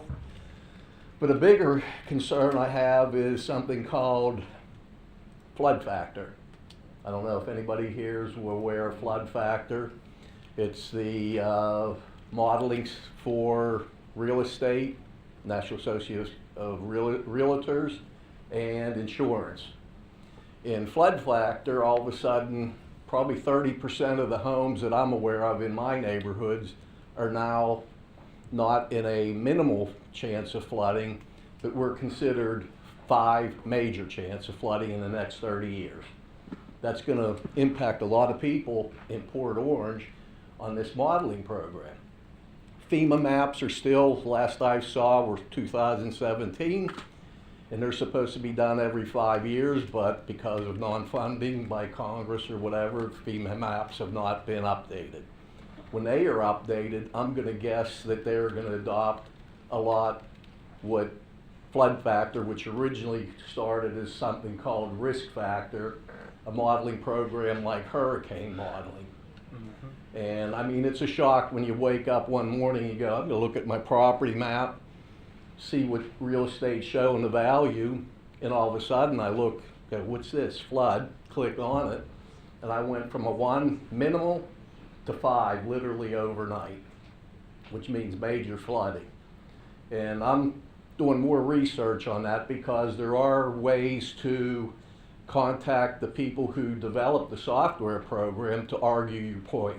I went and saw Sliger a few years ago on this to find out what my benchmark elevation, because I've started hearing about it. I was in engineering and architecture. So this is going to be a huge factor to a lot of people in Port Orange. I just wanted to make council and everybody aware of this. And I'll be more prepared next meeting to share some more information on that. Sounds good. Thank you. Thank you. Thank you. Amanda, were there any others? All right. Council comments. Let's start with you, Councilman Green. Oh, wow. All right, so a couple things I just want to go real quick. I wanted to just go on the record and just say a couple words about a golf course worker at Cypress Head by the name of Dennis Pickavents.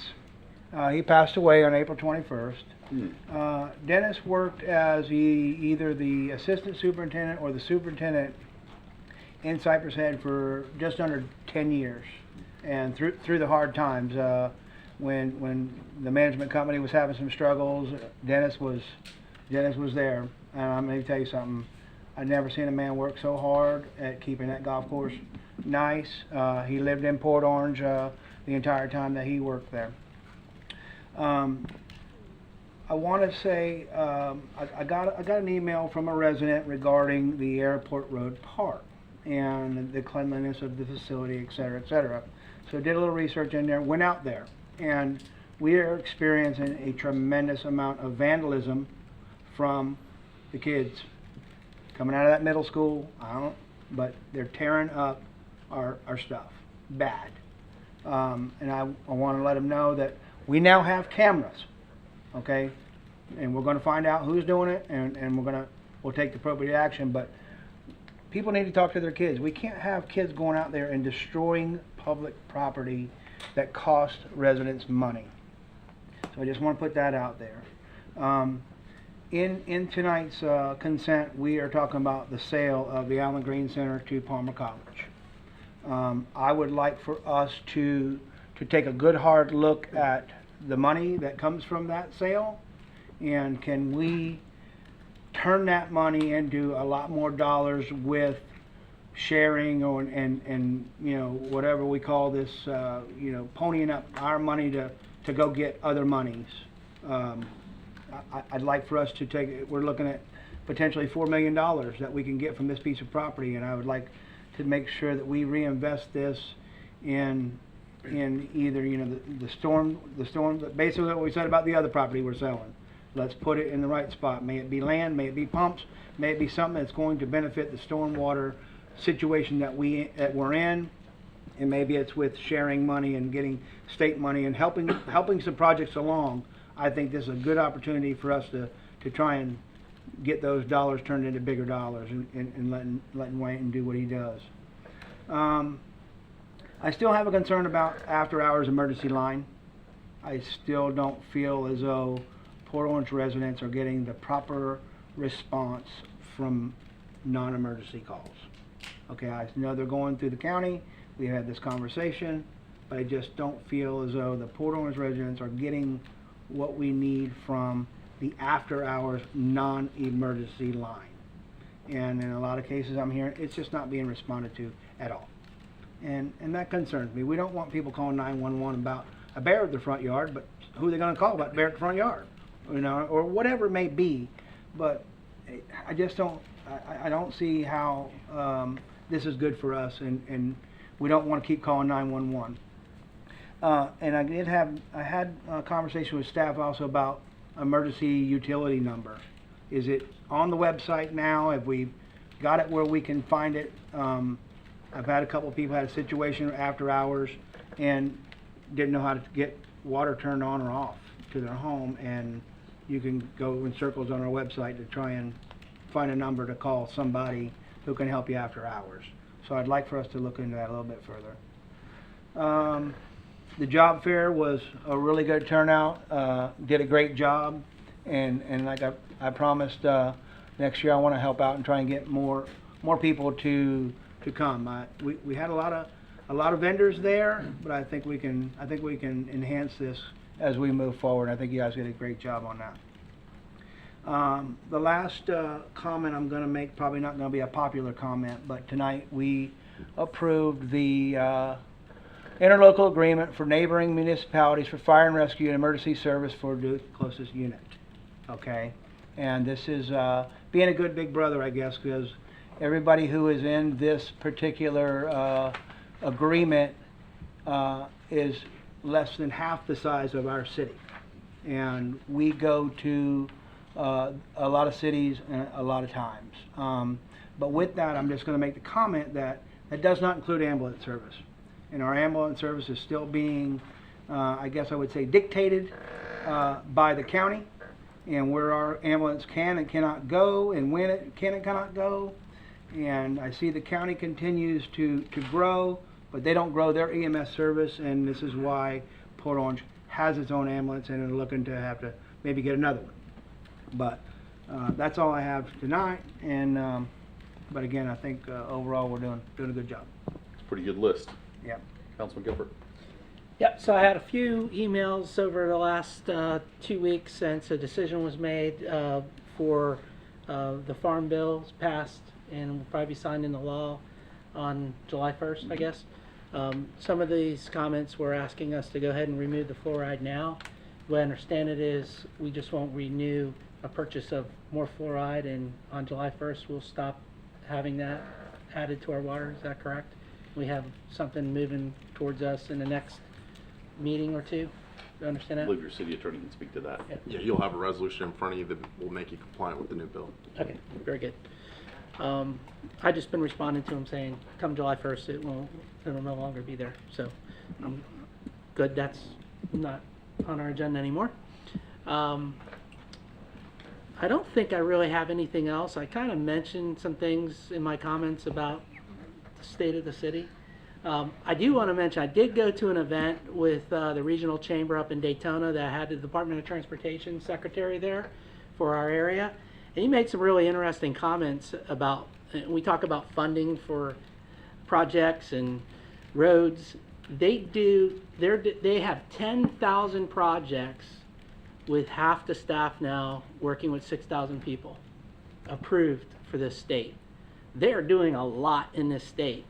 And they're working on projects locally as well. So US 1, I-95 corridors got a project going on that they're working on. LPGA is kind of up in the air. It's kind of a challenge there. But the Pioneer Trail, which affects us, that has been approved. The bids are coming in under budget, and they'll be moving forward with construction on that soon. So that'll help hopefully relieve some of the congestion around the Dunlawton I-95 interchange when we open up that in the next couple of years. And really, that's all I've got. Councilman Foley.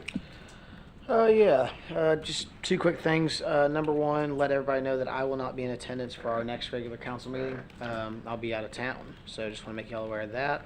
And secondarily, this Monday is Memorial Day weekend, and just want to remind everyone to be safe. Also, just keep in mind what that day is actually about. We are very fortunate to live here. There have been a lot of people who have lost their lives for us to be able to enjoy the freedoms that we have.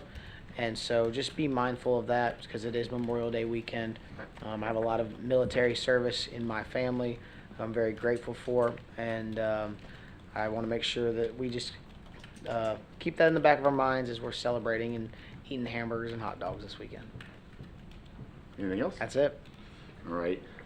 So this is the first time that the city council has been back together since we had a very tragic incident that occurred in our city a couple weeks ago that is a reminder of how fast really bad things can happen anywhere in the United States. This is not something unique to any one city. It doesn't matter whether you're a city of 5,000 people or 500,000 people. Bad things can happen really, really fast. But I wanted to not so much talk about what occurred, but I wanted to praise and thank those who responded to that scene. The response, I even talked briefly with the sheriff of Volusia County to thank him for his agency that was involved and how they supported and responded. But the response was amazing. It was impressive to realize that many law enforcement personnel and EMS personnel could be on a scene of that magnitude that fast, well prepared, well equipped, well trained, and respond in the way they did. That should make us all sleep a little bit better at night. And we can always improve. That's not what my statement is about. But on that day and that incident, that response was magnificent. And I'm grateful for that. I'm thankful to all of the law enforcement, the EMS personnel, having been on scenes that none of us want to see and none of us want to witness. It takes a little piece of you every time you go to something like that. So that does occur, but in any regards, I just wanted to say thank you to all of those that were involved in that and the response that they showed for that, for sure. Just a couple of comments on the flooding discussion. We talked about it every meeting, just about. I'll have the city manager comment on it here in just a moment, but we're getting ready to add an element to the website where we're going to put a lot of information. We are very well aware that for some people, they kind of have really engaged in looking at a lot of these things and wanting to know what the city's doing in the last few months. Others have been engaged for 6 months, 12 months, or what have you, and they've missed some of the presentations, some of the meetings, some of the documentation on what we're doing. So the city manager is going to talk about an element that's going to be available to residents that we hope will provide that information, and we'll be able to add to it, and we'll be able to update those things as to what we're doing. Currently, and I think Kathleen touched on this, she wants answers, and so do we. And we want to move the ball forward as fast as possible. That costs money. We know that. We are currently waiting to see what state funding may be available to us. We won't know that until July the 1st. Once July 1st comes, we understand that funding that is available, hopefully out of Tallahassee. That'll allow us to move certain projects faster, reallocate other dollars to other projects and move those along as well. Because all of it costs money and all of it costs time, and we have to have that money. Same thing with Transform 386, that is in process. Wayne, I don't mean to put you on the spot, but in a moment on your comments, if you can touch base on where that timeline sits on us understanding the Transform 386 process and when we may understand and realize some funding out of that pathway, that would be important. We talk about FEMA. It was brought up again tonight. What happens in FEMA is a mystery, right? FEMA is very much controlled in the political winds. So whatever FEMA did yesterday and whatever they do tomorrow can be completely different, and we don't know that. We have seen FEMA impact how we govern and how we do things post-storm, and we've seen it change. for decades. I know I've seen it for 30 years in the city of Port Orange. How things were done with FEMA and what they did or didn't do, it just changes politically, and it's ever changing, and it looks with the political winds. Currently, it's going to change again. So there's talk of eliminating FEMA completely and just moving all that down to state level control. So we'll have to wait and see. But we are constrained by some of the FEMA red tape, if you want to call it that. But we will continue working on all the flooding stuff, be as open and transparent as we can. I can assure everybody that we want to move as quickly as possible. We want to spend the dollars wisely. We have to acquire the dollars. In some cases, we have to acquire property. Councilman Green brought up a good point. You know, when funding or funds become available through something like he was speaking about tonight, that puts us in a better position, not necessarily to take an entire amount and say, okay, go spend this on project X, but to use that money to say, okay, maybe we can get 3 or 4 projects off the ground faster, because now we can divide up that fund and magnify our matching dollars. It seems to be a lot about being shovel ready and having matching dollars in order to get projects off the ground. So we'll continue to be doing that and having that discussion. People who want to know, I encourage you to reach out to our staff. Our staff is a wealth of knowledge. They are here every day, and they are deep in the weeds on all of this stuff. And some of that has been presented, but the staff is the best resource to go to if you want to get into details about a specific ditch or swale or pond or stormwater asset or any of that kind of stuff. The staff is very, very knowledgeable on that kind of stuff. So, Mr. City Attorney, what do you have for us this evening? Nothing for you tonight. Thank you, sir. All right, Mr. City Manager, you ought to have some comments tonight. Go right ahead. And I'll answer what I can remember, and then you can ask me the ones that I have forgotten from the large list. But to start with, on the website, so we did upgrade. We put together a whole focused stormwater section. So instead of having to go under Public Works or under engineering and different departments, there's a page dedicated to stormwater that has everything in there and linked in that. It also has links to the county as a bigger organization. They have some pretty good stuff on their website. There's a whole lot more about how stormwater works if that's the area you want. One of the things that we try to do, we put a test out and let everybody have a chance to look at it. With websites, you're going to always find something that you can do better. In fact, what Councilman Green's comments tonight, we really thought we had the water after hours call thing there, and he mentioned it was hard to find, and we were like, really? And then we started looking, and he was right. It was like 3 clicks down to get it. And so we fixed that now, and so if you search for that, it pops up. But that's we appreciate the fact that people are actually looking at it and suggesting ways to make it better. So when it goes out there, we think it's a lot better than what we have, but I'm sure somebody's going to look at it and we don't have everything right. We will fix it and keep making it better. It will continue to evolve as people use it and tell us what they can't find and what they would like to see on there that we don't have. But it includes the master plan, the master plan's projects, information on the grants. It has the open ditch system and who's responsible for maintaining them. We've got information on our monthly maintenance schedule as we're going forward. So there's a lot of information in there to look at. So as it's out there and people look at it, just remember, call us and tell us, as the mayor said, and we will keep making it better. And if there's parts of it that you think we ought to put somewhere else or do that, we appreciate the feedback. We know that's how you make things like that better. So that's there, and it's ready to go live next week. So we should have that up Monday, you think? So you look for that next week going forward. The status of the project, so one of the things that we are applying for money for is through the county's Transform 386 program, which is Ian money. Second round of that is going in here in about a week. That we will be submitting that. We are asking for funds for, and I've got the list here. So the Sugar Forest, Pepper Hill Project, Sleepy Hollow, and Portona are the 3 big ones. And you add Powers also, so properties around the post office in that area. So all 3 of those are being requested at the schedule they've currently given us. We should know whether we're getting money for those projects by the late summer. I would say August is probably a good time to know where they're going to have that money.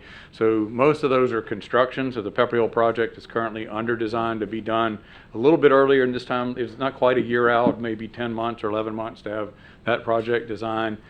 So that project, those funds would go to construction. That is also the project where we have pending funding from the state legislature as well, and the Resilient Florida funding that we will get once we get through the other plan.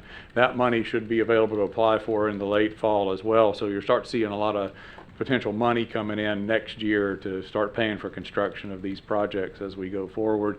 Those were really the critical ones coming out of it, is doing something in the Sugar Forest, Pepper Hill area, and doing something in Sleepy Hollow. The Portona, there was a couple of land purchases down there. There's a different flooding factor down there that we were going to be able to actually hold some money in that area.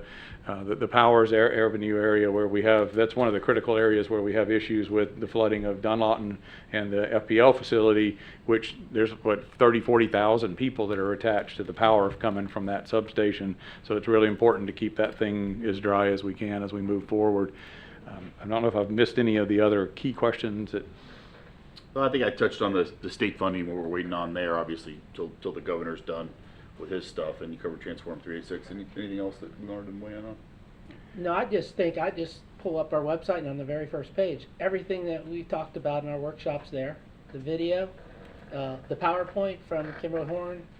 I mean, that's fantastic. That's exactly what we talk about with transparency. It's there. If you want to know what's going on, just go to our website, and it's there. And the link to the Volusia County and the state, with, where people can go right through our website and then link to the state's website where you can get assistance. So I think I'm very impressed with that. So thank you very much. I think one of the other things Councilman Green brought up too, as well as the Allen Green property, was a deal set up in the past, but it basically is going to sell for approximately $4.1 million. And we got a budget workshop coming up to talk about capital projects, construction related stuff. Typically you use one-time funding sources for one-time projects. You wouldn't want to put it into ongoing operating costs and you'd run out of money. But we were going to bring that back to you with a list of the construction projects and have that conversation exactly as he said. Here's the list of things. Where do you want that money to go? Which one of these projects do we prioritize it? So we'll bring that in front of you with some recommendations in June. That'll be some interesting discussion for sure. Our intention is to get out in the community on some of these flood stormwater projects and have some more meetings with those that are most closely impacted by some of those projects. I know my understanding was, I know we're working to go do that. The number one question is going to be when, right? When can you get it done? And until we understand some of these funding, that's a question we're not really able to answer. But what is your timeline to start getting staff in some of those areas and doing that? So the Stormwater Master Plan, the exact date, but basically June 15, we're going to call it a done project. The plan is done from a standpoint of the original scope. Right. It'll never really be done because we've added, the council authorized us to add a little extra money so that if you want us to model something else or something new comes up, because it's a model, we add to the model. We can test new stuff. If you say, what happens if you do that? So there will be ongoing additions. Following that, we're looking at the week of the 20s of June to have the first meeting, and we're going to try to do, it'll be 2 in one night. So the idea is to do both the Pepper Hill and the Sleepy Hollow, so we have all the people together. You're welcome to sit through both of them, but it would be like the first hour would be Sleepy Hollow. If you don't want to stay, you can go, and then Pepper Hill, I'm not sure what order they're going to be in, but they'll be on the same night. We'll get all that information out. So we wanted to get those 2 done first, and that would happen, it's the week of the 20s of June when we're going to do that. Okay, good. Thanks. Anything else? I'm missing? Okay. Good. All right. Board appointments, interviews, and reports. Item 13, Citizen Advisory Board for the TPO. Welcome, Mr. Ball. Hello.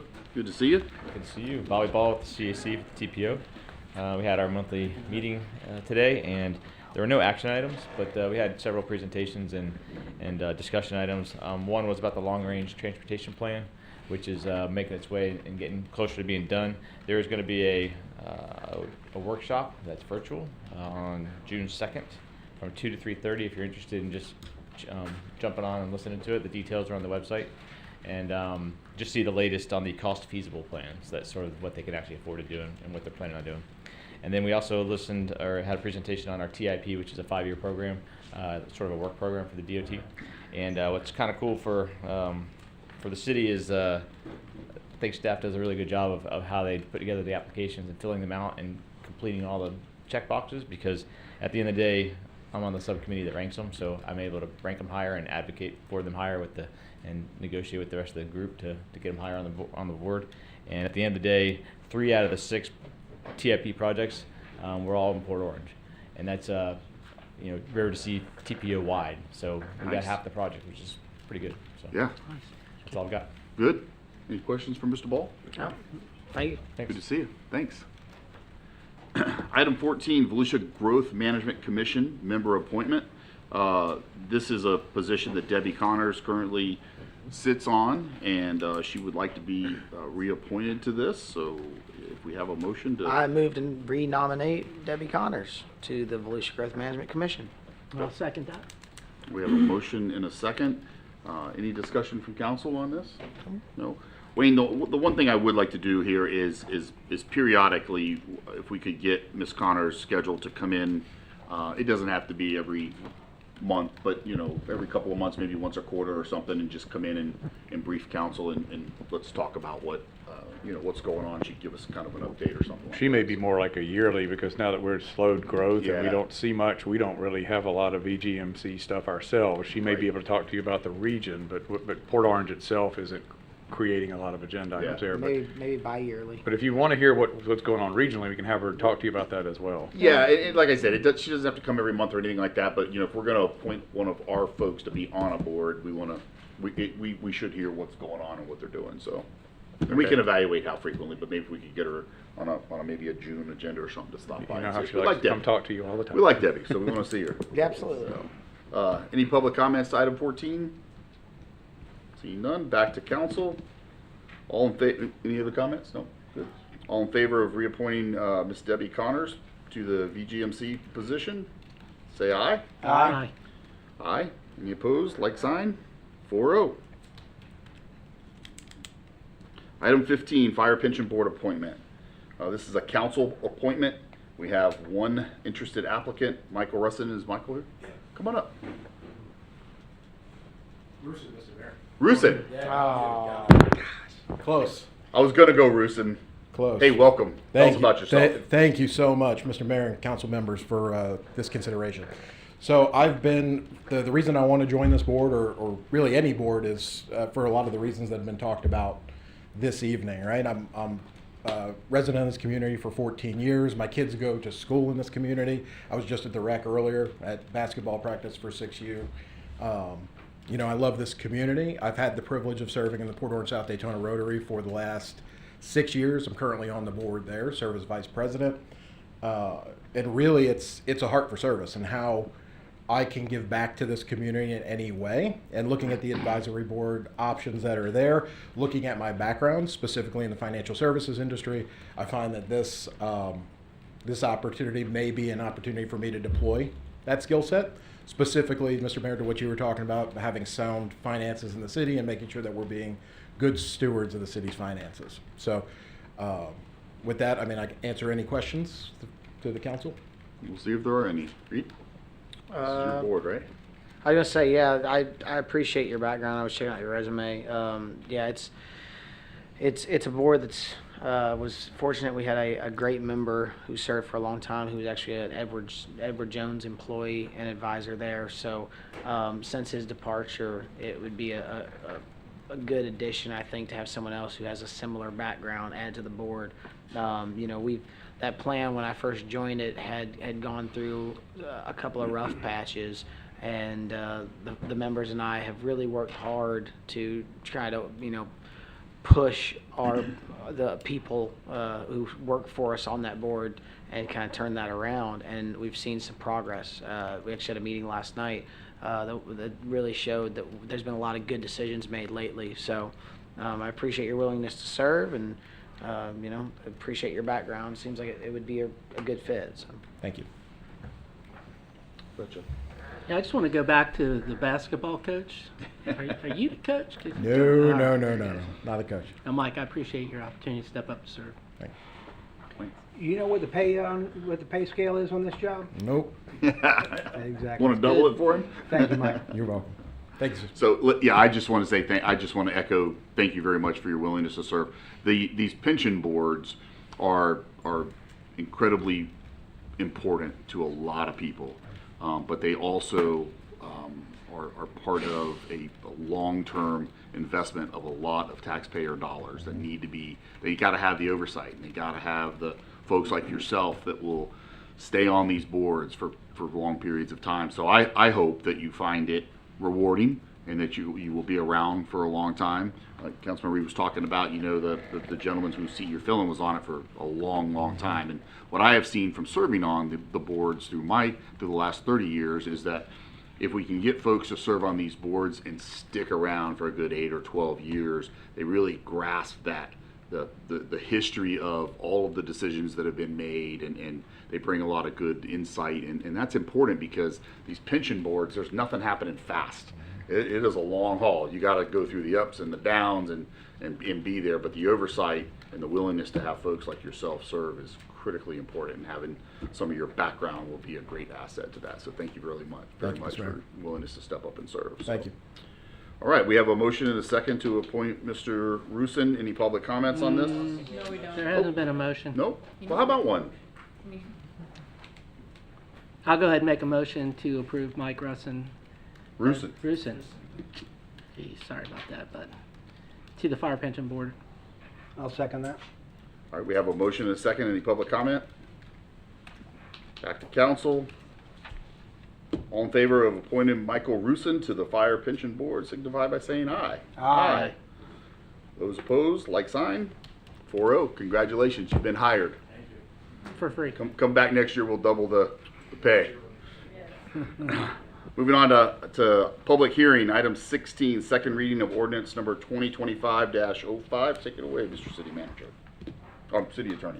An ordinance of the City of Port Orange, Volusia County, Florida, amending Chapter 58, Article 4, Sections 58, 74, 75, 77, and 78 to remove requirements for photographic and videographic documentation of the work area prior to construction, dispense with permitting requirements for certain routine maintenance tasks, removing various certifications of the engineering plan, and the requirement to provide as-built upon completion, providing for codification, repeal of conflicting ordinances, severability, and an effective date. Move to approve ordinance number 2025-05. Second. We have a motion and a second. Any comments from council?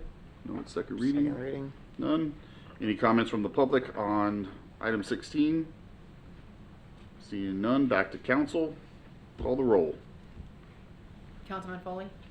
Yes. Councilman Gephardt? Yes. Councilman Green? Yes. Mayor Stiltner? Yes, 5-0. Item 17, capital finance items. 17A, second reading of ordinance number 2025-15.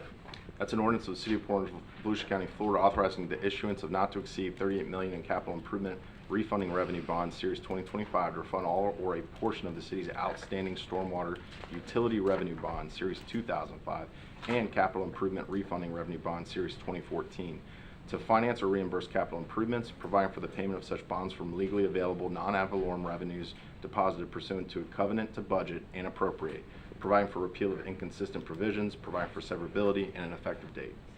Move to approve ordinance number 2025-15. I'll second. We have a motion and a second. Any discussion from council? No. Are we opening all the resolutions at the same time as well? We need to do them individually, Or don't do we we? need to do? Please, let's do them individually. Yeah, we'll do them Okay. individually. Yep. Toby, did you have anything you wanted to weigh in on this? No? Good? Any comments from the public on item 17A?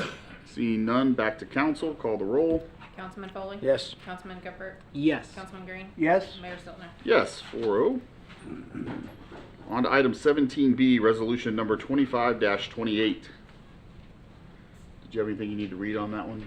No, sir. No. Good evening, Mayor, Council. Mark Simpson, Finance Director. Before you this evening, you have Resolution 25-28, authorizing the issuance of not to exceed the $38 million City of Port Orange Capital Improvement Revenue Bonds, Series 2025. We have our financial representatives here to answer any questions you might have. This is what gives us the authorization to go ahead and issue the bonds, so I would ask for it to be passed. Sounds good. Council, any questions for the Finance Director? This seems pretty self-explanatory. Yeah. Anyone else need to speak to it from the staff or Toby? No, good on that. All right, any comments from the public on item 17B? No. Back to council. Do we need a roll call vote on this? Please. All right, roll call vote, please. Was there a motion? Oh, There was I no made a motion. I second Or- it. Second. yeah. That was the last one. This is a resolution. This is a resolution. I'll make a motion to approve resolution number 2528. Second. We have a motion and a second. Any other discussion from council? No? Anybody from the public? Back to council, call the roll. Councilman Foley? Yes. Councilman Gephardt? Yes. Councilman Green? Yes. Mayor Stiltner? Yes, 4-0. Don't go far. Item 17C, resolution number 25-29. Thank you, Mr. Mayor, Council. Once again, Mark Simpson, Finance Director. This resolution gets into all the mechanics of how we go about issuing debt. And once again, I've got our 3 representatives, but this spells out the underwriting process, how we go out and sell these bonds. So I would ask for approval if there are no questions. All right, let's go ahead and get a motion and a second on the floor then. Move to approve resolution number 25-29. I'll second it. We have a motion and a second. Any comments from council? No, again, seems pretty ministerial. I have none. Gentlemen? None. No? Any comments from the public on 17C? No? Back to council. Call the roll. Councilman Foley? Yes. Councilman Gephardt? Yes. Councilman Green? Yes. Mayor Stiltner? Yes, 4-0. Thank you. Well done. Thank you, Mark. Council committee reports. This will be the Councilman Gephardt hour or minute. Go ahead. First Step Shelter. I feel like taking an hour. There you go. First Step Shelter had a meeting. Unfortunately, I was unable to attend, being out of town for a wedding, but I did get the minutes from that meeting, and good news is they have received some funding from United Way, and they were one of 5 out of 25 that received the maximum amount of funding they offer. They are also getting ready to celebrate their 1,000th resident that they've placed. So they're anticipating that happening in mid-July, and we'll probably be doing a celebration on that. So that's fantastic to be able to, over the last 5 years, house up to 1,000 people.